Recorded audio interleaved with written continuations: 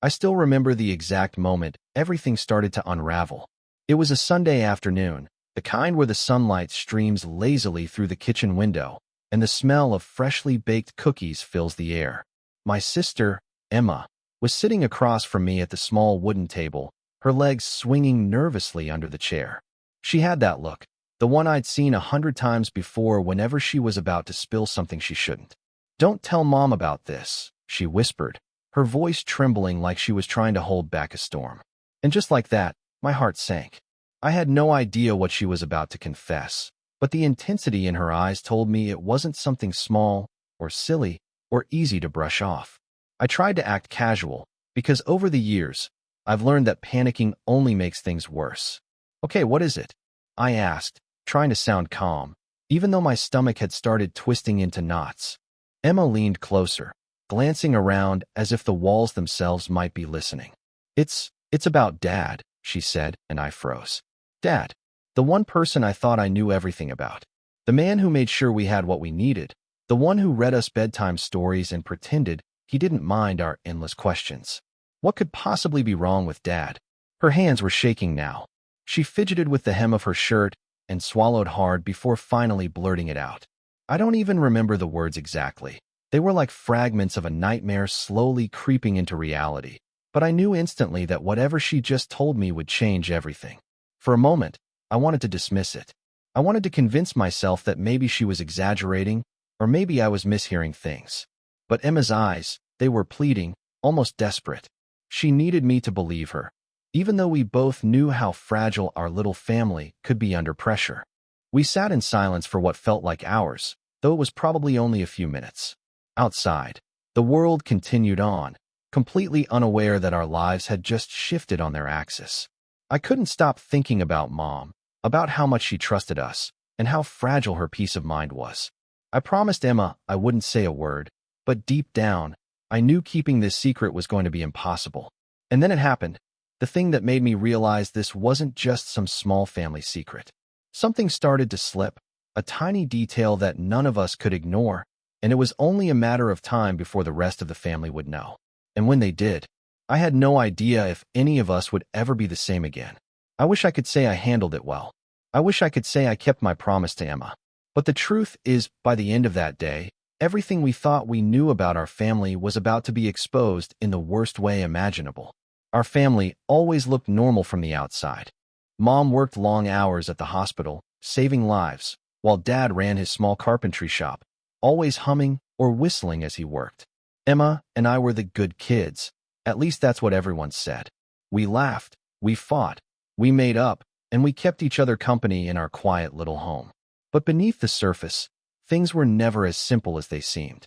Mom had a gentle way of believing the best in everyone. She trusted Dad in ways I sometimes wished she wouldn't. Emma and I, on the other hand, had learned early that secrets could sneak into the cracks of our family and fester if left unspoken. We knew how to protect Mom from worry, or at least, we tried. Emma was complicated, bright, stubborn, and fiercely loyal, but prone to impulsive choices that often left me holding the consequences. And yet, she had this strange sixth sense, this ability to sense when something was off before anyone else did. That's probably why, on that Sunday, she pulled me aside. She knew I was the only one she could trust, or at least, the only one she thought might believe her without question. I remember thinking about Dad as Emma spoke, trying to reconcile the person I thought I knew with the hints she was dropping. It didn't make sense. He was always patient, careful, kind. He never raised his voice unless something really mattered, and even then, it was controlled, deliberate. But Emma's tone, her words made my stomach twist. There was a side of him I hadn't seen, a side that Emma had glimpsed and couldn't unsee. I started noticing small things in the days that followed. The way Dad sometimes lingered by the back door, staring at nothing, or how he avoided certain topics when Mom mentioned them. Emma noticed too, and that made her even more anxious. She began keeping little notes, scribbling down odd behaviors, phone calls she thought were strange, and things Dad said that didn't add up. I didn't want to look, but I couldn't stop myself either. Something was happening right under our roof, and it was impossible to ignore. Mom, blissfully unaware, carried on with her routines. She had this faith in family that I envied and feared at the same time. if she found out what Emma and I were piecing together. I didn't know if she'd survive the shock. And then there were the nights. Quiet, heavy nights when I'd lie awake, thinking about what Emma had told me. Shadows seemed darker, the house quieter. I'd hear Dad moving around, sometimes whispering to himself, sometimes just shuffling through rooms. I couldn't tell if it was normal or if Emma's warnings were real. Every time I opened my eyes, I half expected him to be standing at the foot of my bed, silent, watching. Emma and I tried to keep our distance, but the tension between us grew. Secrets have a way of twisting people's minds, and I could see it in her eyes. Fear, doubt, and a desperate hope that I would know what to do next. And I did know something had to happen, though I didn't yet understand the storm that was brewing. Little did we know, the first cracks in our family's carefully built facade were about to splinter into pieces none of us could put back together. It started with little things at first. Dad coming home later than usual, a vague excuse about work, a misplaced envelope on the kitchen counter, a text message on his phone that disappeared too quickly for me to see. Emma noticed everything. She had this way of studying people, like she could read their thoughts just by the way they shifted or hesitated. And when she looked at Dad now, there was a mixture of fear and disbelief in her eyes that I couldn't ignore.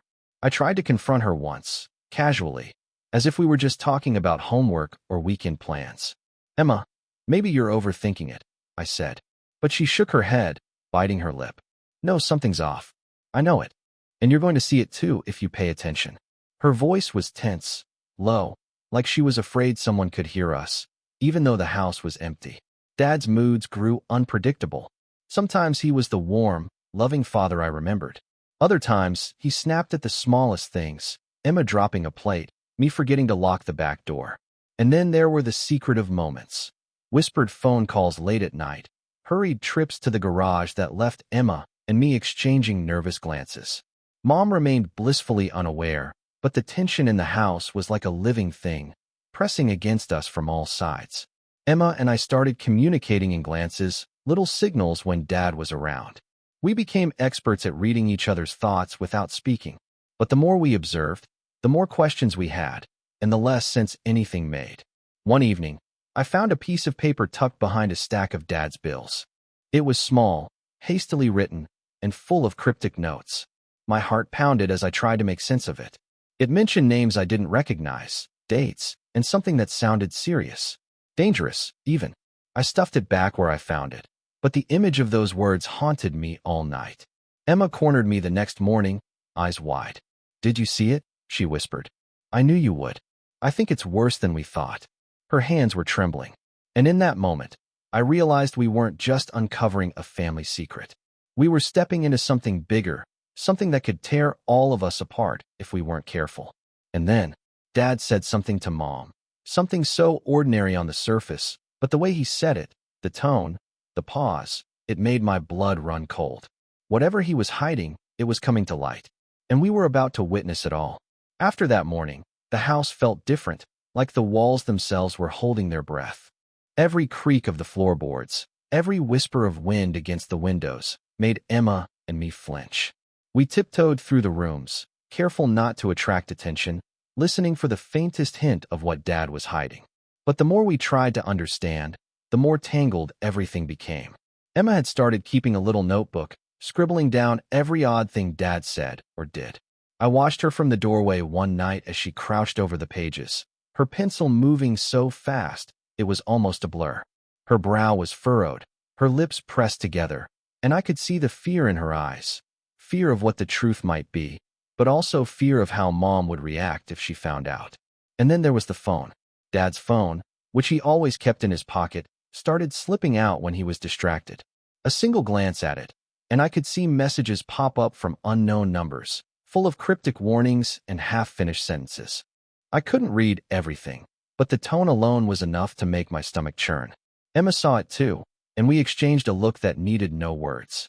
Something serious, something dangerous, was happening, and we were too close to it.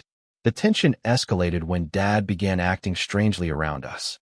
He lingered too long in doorways, glanced over his shoulder, muttered under his breath. I caught him staring at Emma in the kitchen one evening, his eyes narrowing in a way that didn't belong to the man I knew. Emma froze, clutching her notebook to her chest. I wanted to say something, to warn her, but my voice stuck in my throat. One night, I woke to the sound of Dad moving in the garage. It wasn't his usual calm hum of work. It was deliberate, tense, like he was hiding something even from himself. I crept down the stairs, heart pounding, and peeked through the crack of the garage door. Shadows shifted, objects clanged.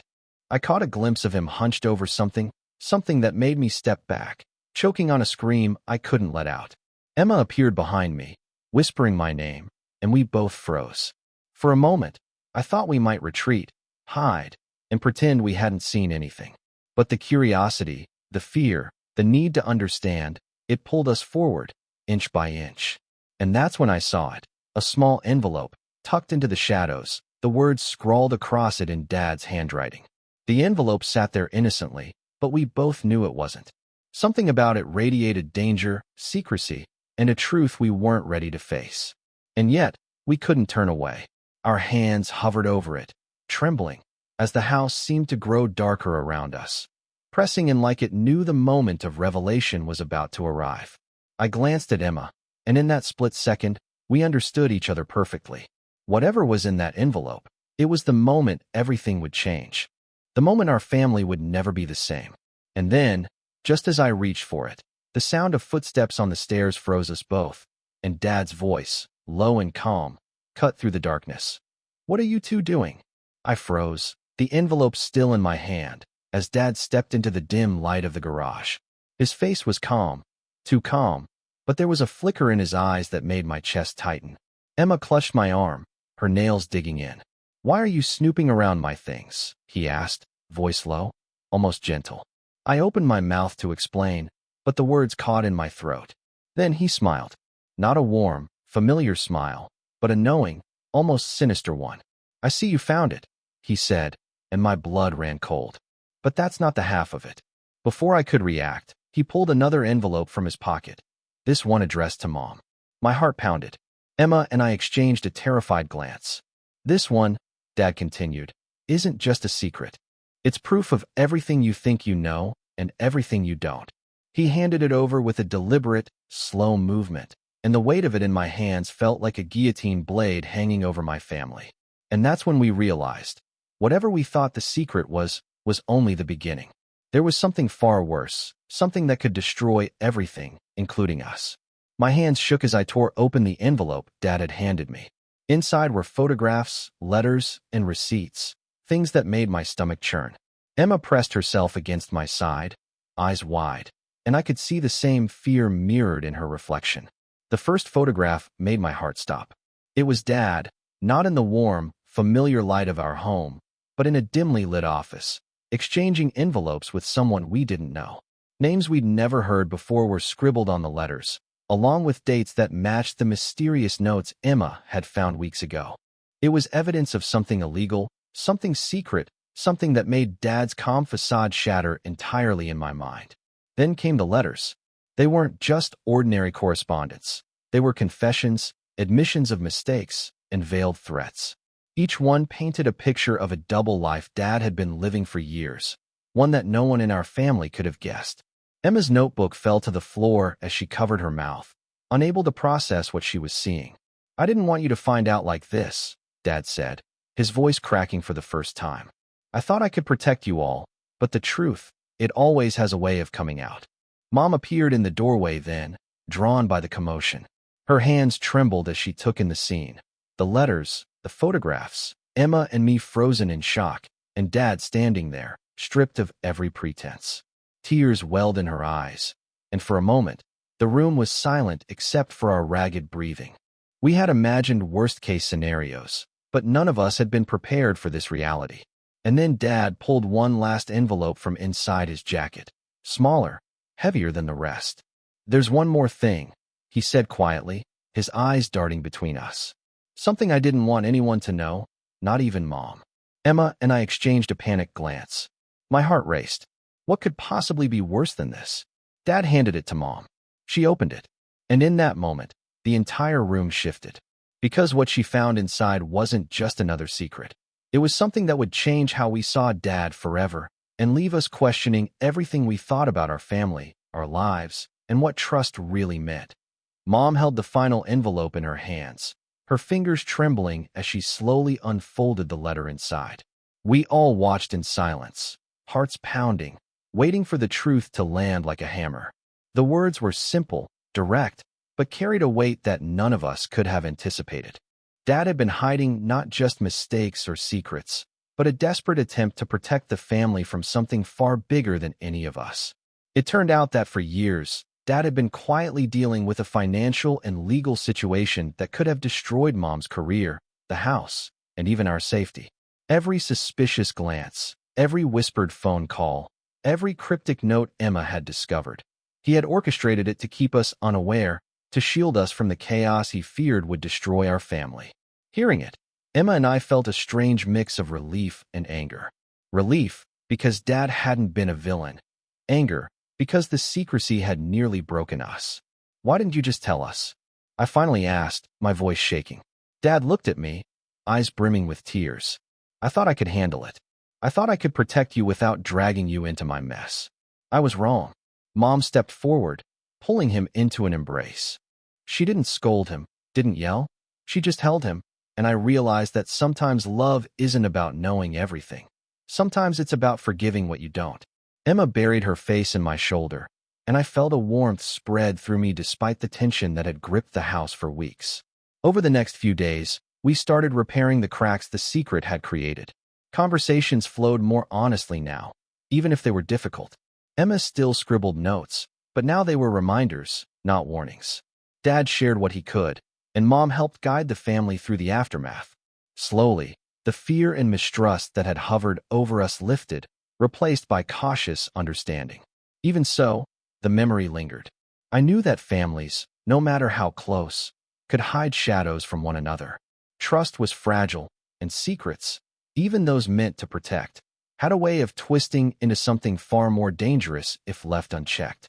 And yet, as we sat together one evening, laughing over a shared meal, I realized something important.